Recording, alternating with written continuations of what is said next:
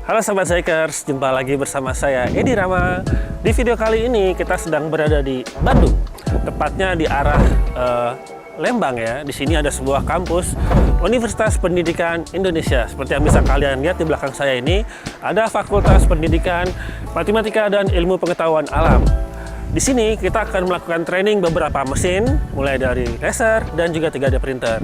Buat kalian yang ingin mengetahui apa aja agenda kita hari ini di kampus ini, simak terus videonya di 3D Seku Indonesia.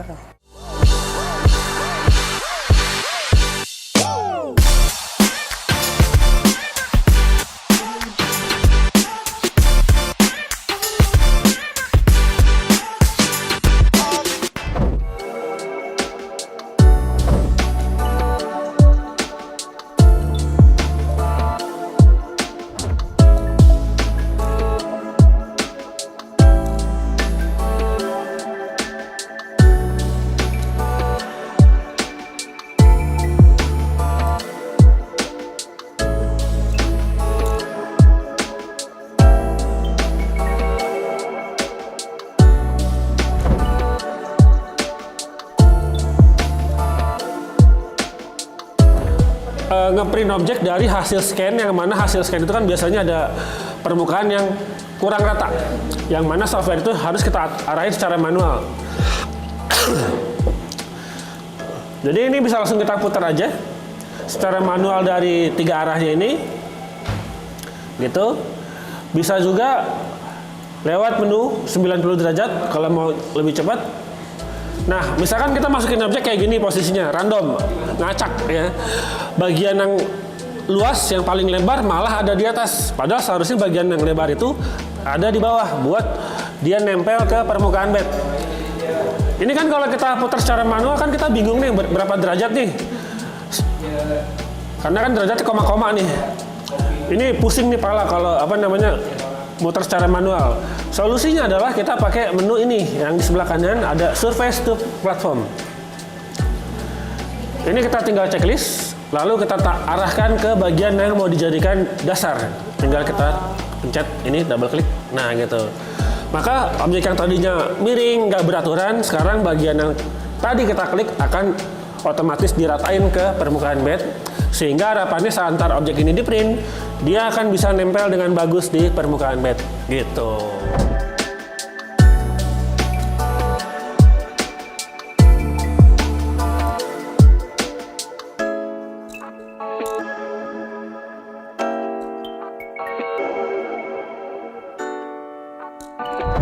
Catatan, ketika printing dengan bahan PLA, tolong lepas tutup atas dan buka pintu depan. Karena kenapa? Karena bahan PLA itu nggak suka dengan suhu panas. Kalau kita ngeprint bahan PLA dengan kondisi tertutup kayak gini, terus atas kita tutup juga, ini suhu ruangan di dalam mesin lama-lama akan panas. Efeknya adalah bahan PLA itu akan stringing seperti yang ini nih. Muncul rambut-rambut halus. Dan ini lama-kelamaan bisa bikin cetakan jadi berantakan. Gitu. Ditutup tuh hanya untuk penyimpanan aja gitu ya? Untuk penyimpanan, sama kalau kita ngeprint bahan selain PLA. Kemarin saya lihat itu ada bahan PETG, ada bahan TPU, ada bahan ABS+. PETG ini bisa di sini? PETG bisa, cuman untuk bahan ABS+ mungkin kita kurang rekomendasi. ABS enggak ya? Karena kenapa kita nggak rekomendasikan bahan ABS di mesin ini? Karena bahan ABS itu temperaturnya yang bagus itu lewat dari 260 derajat, melebihi kemampuan mesin ini. Jadi ntar bahan ABS yang di lemari itu di printnya dari mesin yang Bambu Lab. Yang Bambu. Karena mesin Bambu Lab itu bisa sampai 300 derajat ketimbang yang ini, gitu ya. Berarti yang untuk tahan panas ini? Iya, gitu. Yang karet bisa juga dijalanin di sini, bisa juga di situ. Cuma jadi yang ini flash source untuk PLA dan PTG, ini PLA dan PTG, dan TPU yang fleksibel seperti karet, sementara yang ini tahan panas.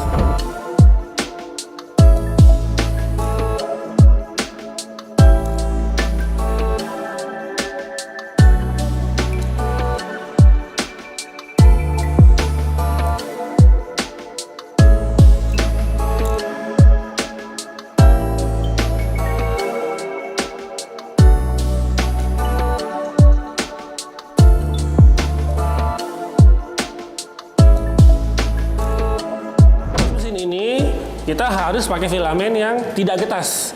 Dalam arti saat kita pegang filamen terus kita tekuk-tekuk kayak gini, itu tuh dia nggak cepet patah. Kalau filamen yang jelek baru 2 kali tekuk, 1 kali tekuk kadang udah patah gitu. Cuman kalau yang sampai bisa berkali-kali ini bagus dipakai di mesin ini. Karena kenapa? Karena mesin ini punya 2 kepala independen, yang mana masing-masing kepalanya ini yang kiri dan kanan bisa bergerak sendiri-sendiri. Beda dengan mesin yang lain yang cuma 1 kepala doang. Setiap kali ntar dia transisi warna dari A ke B atau dari B ke A, salah satu kepala ini akan pindah ke pojok, nunggu giliran si kepala yang lagi jalan. Akan terus menerus bergantian. Nanti saat proses menunggu itu, kalau filamennya ini getas, dia bisa putus di dalam sini. Karena kalau putus di dalam sini sementara mesinnya direct drive, ntar tarikan filamen jadi nggak ketarik. Dia hanya narik sebatas yang putus aja dari gear ke batas putusnya di mana, sisanya nggak akan ketarik. Gitu.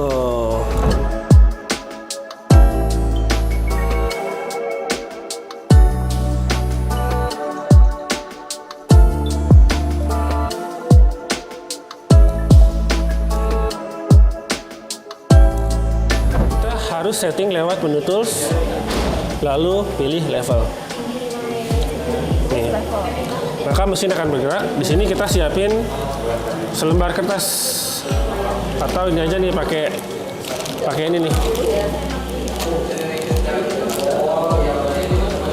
Pakai lembaran si leveling card. Nah, ini kan dia akan naik ke atas. Kalau kita perhatikan di bawah bed mesin ini apanya? Ini lapisan replacement si bed. Iya. Ini di sini juga ada leveling card lagi, spesial buat leveling ya. Nih, di bawah bed ini ada 3 buah screw di depan dan di kiri kanan belakang. Ketiga screw ini harus kita sejajarkan kerataannya terhadap nozzle. Jadi yang kita ratakan adalah permukaan bed terhadap nozzle, bukan permukaan bed terhadap meja atau waterpass ya.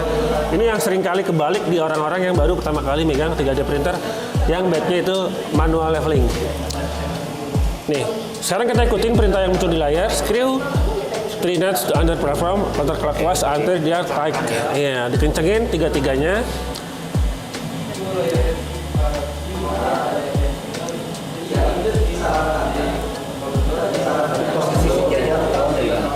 Nanti pakai alat bantu ini. Iya.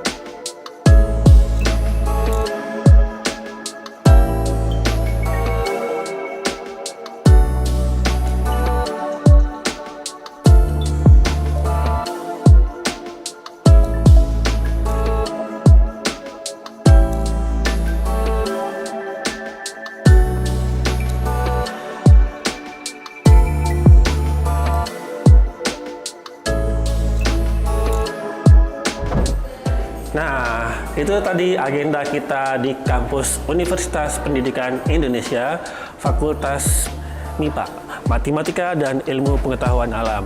Seperti yang bisa kalian lihat tadi di video kita banyak melakukan training mesin, mulai dari mesin laser 1390, mesin laser 6090, mesin UV flatbed, UV DTF, dan juga berbagai macam aneka 3D printer, mulai dari yang filamen, resin, hingga yang berbasis proyektor. Nah, buat kalian semua teman-teman 3D Zaiku yang ingin mengetahui agenda kita berikutnya, jangan lupa untuk selalu subscribe channel 3D Zaiku dan juga follow up sosial media kita. Oke, saya Edi Rama. Sampai ketemu di video 3D Zaiku berikutnya. Dadah!